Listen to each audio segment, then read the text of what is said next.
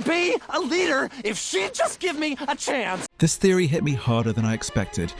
I've watched The Lion King 2 more times than I can count, and every time I brushed off Nuka as comic relief. A side character, annoying, loud, a little pathetic. But then one day I watched his death scene again, and it broke me. Well, I finally got your attention, didn't I? That line echoed in my head for days, and suddenly I started seeing the entire story differently. What if we've all been looking at Nuka the wrong way? What if his desperation, his jealousy, his death, what if it wasn't just about Kovu or Zira? What if it was about Scar?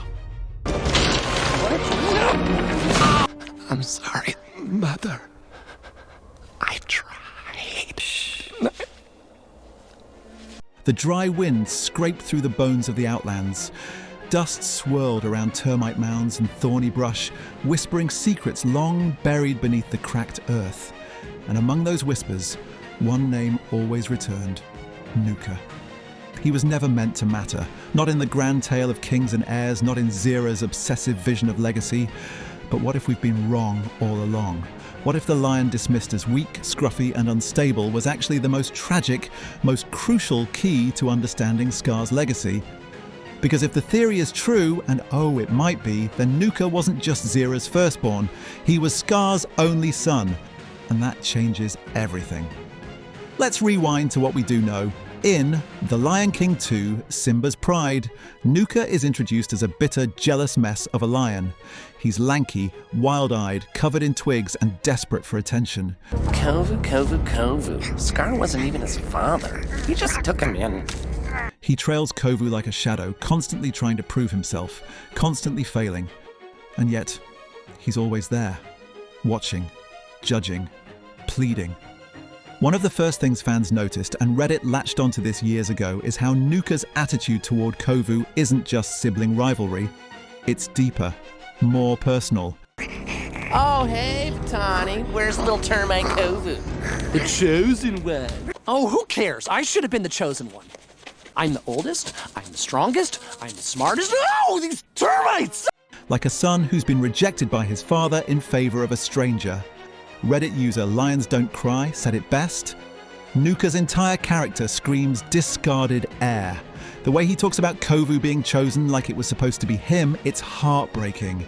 Let's talk about that. Nuka's entire arc revolves around not being chosen.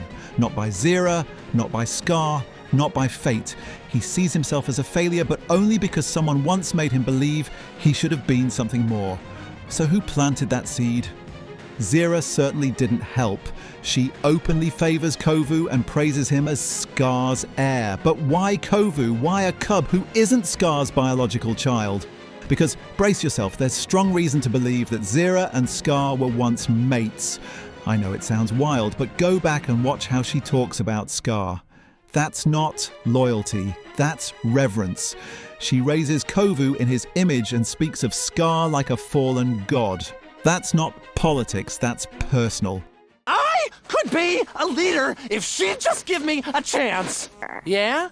Don't think I won't. A post from the Lion Guard and Lion King Theory Zone Facebook group put it simply: Zira loved Scar. Not platonically, not just as a ruler, she was obsessed. And that obsession feels romantic, maybe even maternal. If Scar and Zira had a romantic relationship, then Nuka might have been born from that union. And if that's true, then Nuka is Scar's biological son. And look, I can't ignore this next part. Let's talk about appearances. Nuka looks more like Scar than anyone in the Outlands.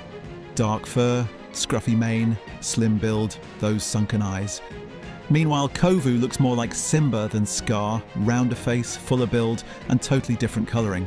Which is weird, right? If Scar was so obsessed with power and image, why pick a cub that doesn't even look like him? Twitter user at Raw Legacy hit on this when they said, Scar might have rejected Nuka because he was too much like him. Weak, bitter, insecure. Kovu was the opposite, strong, obedient, blank, the perfect clay to mould. What if Scar saw himself in Nuka and hated what he saw? That might be the most painful piece of this puzzle, because it means Scar looked into his own son's eyes and saw failure. So he rejected him, publicly, permanently. And Zira, she didn't fight it. She accepted it, maybe even agreed with it. She turned her back on her own firstborn to raise the better cub. One not born from her womb, but carved by her ambition. And Nuka, he never stood a chance. He was haunted by the knowledge that he should have mattered, that he should have been the heir, but he wasn't smart enough, or strong enough, or good enough. And so he burned, he schemed, he self-destructed. One Tumblr post nailed it. Nuka is what happens when a child grows up believing their worth is tied to a parent's approval and never gets it. When he dies crushed under logs, breath ragged, his last words aren't angry. They aren't defiant, they're heartbreaking. Well, I finally got your attention, didn't I? And I don't think that line was about Zira. I think it was about Scar. I'm sorry, Mother. I tried.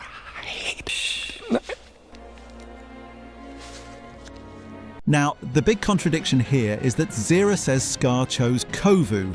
Not that he fathered him, not that he loved him, just that he chose him. That's a word that's fueled debate for decades, because it implies Kovu wasn't related to Scar at all. But what if Zira wasn't telling the truth?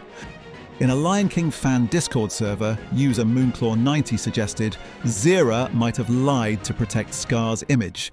If Scar did have a cub but rejected him, saying Kovu was chosen sounds cleaner, more noble. It turns a rejection into a legacy. And honestly, that fits. Zira was obsessed with Scar's myth.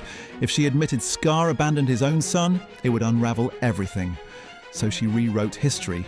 She silenced the truth. But Nuka, he felt it. Every time Zira praised Kovu, every time he was overlooked, every time he tried to prove himself, and that's why his death isn't just a failed ambush. It's the final cry of a prince who knew he was born to be king, but no one ever told him he was worthy. One post in r/Disney Theories put it perfectly.